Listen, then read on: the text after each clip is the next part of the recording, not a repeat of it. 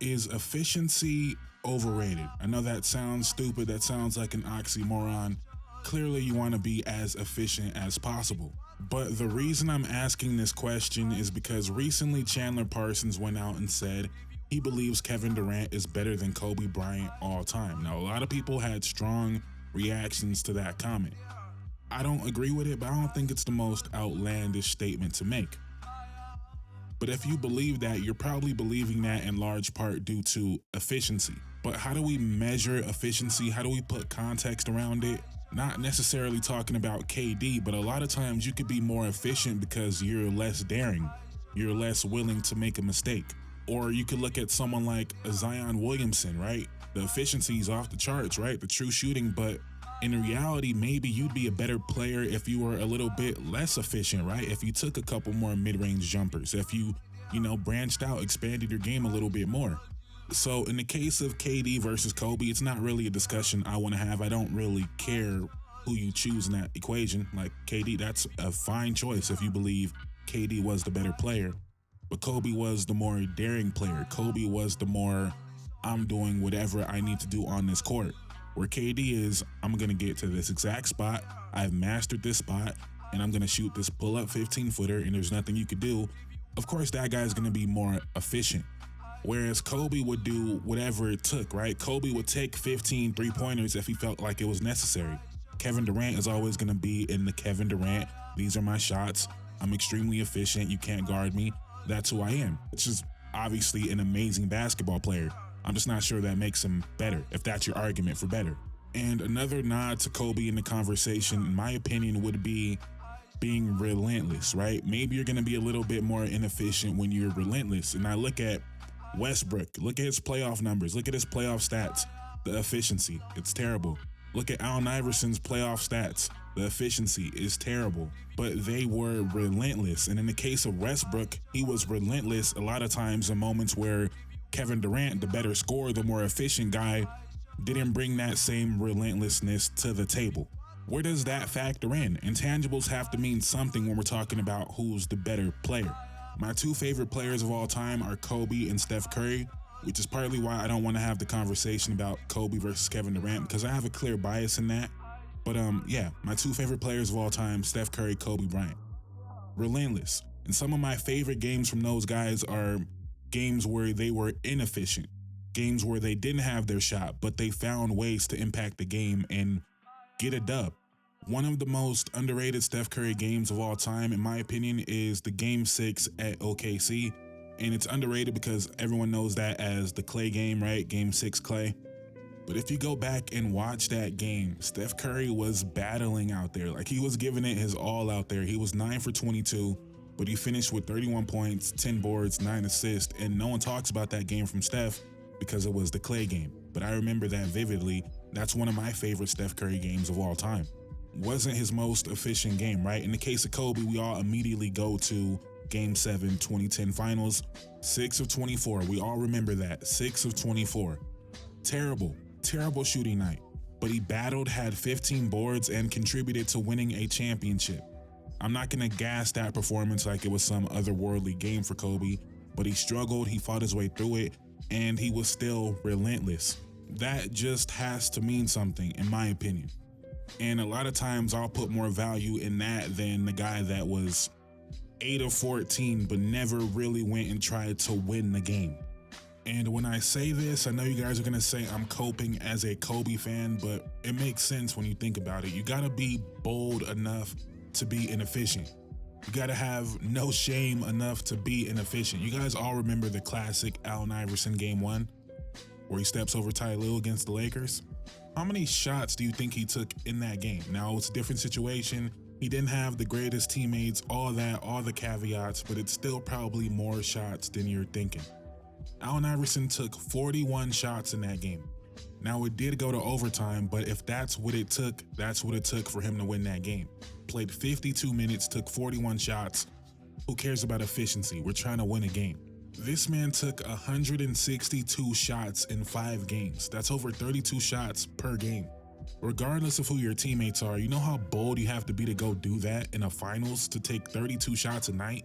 Where I look at someone like Kevin Durant, again, not to make it an anti-Kevin Durant thing, but there's some nights where OKC probably needed you to take more than 25 shots. They probably needed you to go out there, be shameless, and take 35 shots. And maybe that's just not you, which is fine, but that's where the whole where do we weigh efficiency with the relentlessness, right? And one of the, I think probably the best playoff game of Kevin Durant's career was that game he lost against Milwaukee with the foot on the line. We don't usually see Kevin Durant be that relentless to go take 36 shots. And you could for sure make an argument that it was out of necessity. Kyrie was out, James Harden was playing hobbled.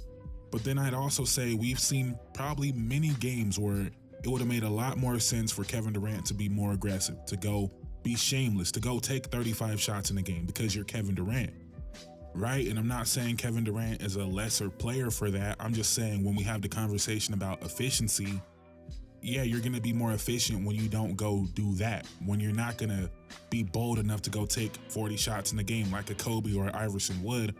And clearly Kevin Durant is one of the most efficient scorers of all time because he's one of the most talented scorers of all time. I'm not taking that away from him. I'm just having a debate about, how we weigh efficiency, which brings me to Russell Westbrook, because I feel like he's kind of the poster child for this after Kobe. But I want to talk about the 2016 playoff run where they were going against two all-time teams, really, if you look at it by point differential. Obviously the 73-9 Warriors, but that Spurs team actually had the better point differential in that year. Crazy. They won 67 games and Westbrook just took that series from them, not by efficiency, by being relentless. 2-2 series, pivotal game 5 on the road, down by 6 with 3 minutes and 40 seconds left, and Westbrook completely steals that game. And you got the full Westbrook experience, 12 of 27 from the field, 3 of 7 from 3. Why is Westbrook taking 7 threes? Don't know, but he needed to apparently. 8 turnovers, 11 boards, 9 assists, 2 steals. Relentless. -4 in the game, by the way. And to be clear, this is not me saying Westbrook was better than KD. I'm not saying that. But I am saying KD was more likely to just go with the flow when in this game, they needed someone to go get the game. And Westbrook is that guy. Ends up with 11 points, 4 boards, and 3 assists in the fourth quarter alone. Now, the next game, Kevin Durant did what Kevin Durant does. 37 points, 12 of 14 from the field, 12 of 12 from the line, 9 boards, an extremely efficient Kevin Durant game. Westbrook plays well in this game as well, has 6 turnovers again, but 28 points, 12 assists, 10 of 21 from the field. Very good, right? Then we head to game 1 of the Western Conference Finals, a series we all remember for how great it was, but there were really only a couple great games in the series, and I would say game 1 was one of those great games. And another road game against a historically great team, Westbrook absolutely steals this game. Again, not with efficiency. Russ was 7 for 21 in this game. The Warriors were up 13 going into the second half. And Westbrook, with his intensity, took that game to a completely different level. Ends up with 7 steals in the game. Has 19 of his 27 points in the third quarter, gets to the free throw line 14 times, and completely takes this game from the Warriors in their arena. Now we know what ends up happening. They end up losing that series, game 6 Clay, right?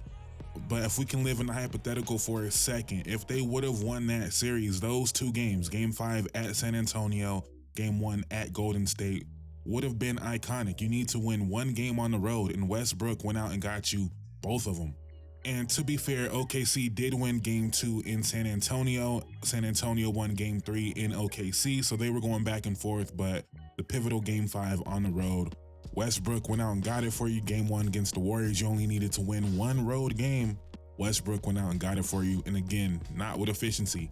He shot below 40% in both of those series. And you guys might disagree, but if you were to ask me, Westbrook was their best player in that playoff run. Now, that playoff run was a weird one from Kevin Durant. That was his most inefficient playoff run. He only shot 43% from the field and 28% from 3. So maybe I wouldn't be saying the same thing if it was Kevin Durant, the normal Kevin Durant, 50% from the field, 38% from 3. Maybe I wouldn't be saying Westbrook was their best player, but He was the leader, he had the intangibles, he was relentless.